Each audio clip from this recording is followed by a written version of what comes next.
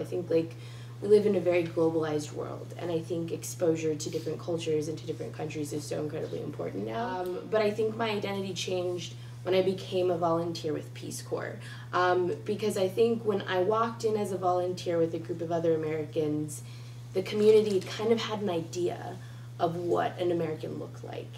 And so it was interesting because I'd come in and they'd ask me where I was from, and I'd say I was from the United States, and they're like, no, but where are you really from? Like, I'm curious. So they knew that I had some kind of like Latin background or origin. And it was funny because I think if anyone had dark hair or brown eyes, they assume they're like, oh, there's some Latina in you. Like, you're not completely American.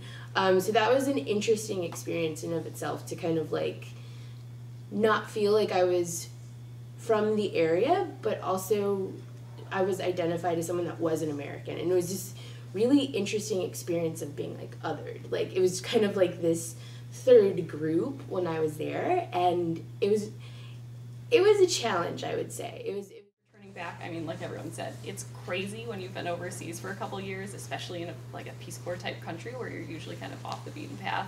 You walk into a grocery store or you want toothpaste and you're like, why are there 50 brands of toothpaste? Like, it's overwhelming, all the choices we have here. You're like, why are the parking lots so big? Like, why is this person complaining about their food? Like, it's a really interesting experience, but I think it's one that you could bring back to your friends and family who maybe haven't had that abroad experience and kind of put things into perspective. And I also think, like, you meet other people who've had international experiences and it's so easy to connect with them, and it's great for networking. So being Muslim, I get kind of lumped into this group of like Middle Eastern or wherever, so it's kind of hard to be like, oh, I'm not Middle Eastern. And so when I went to Morocco, my social identity was basically like everyone assumed that I was from there, and I got to experience it like how a Moroccan woman would get to experience it.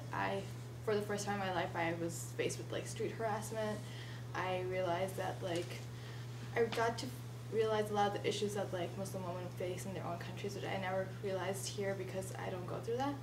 My social identity varied depending on where I was.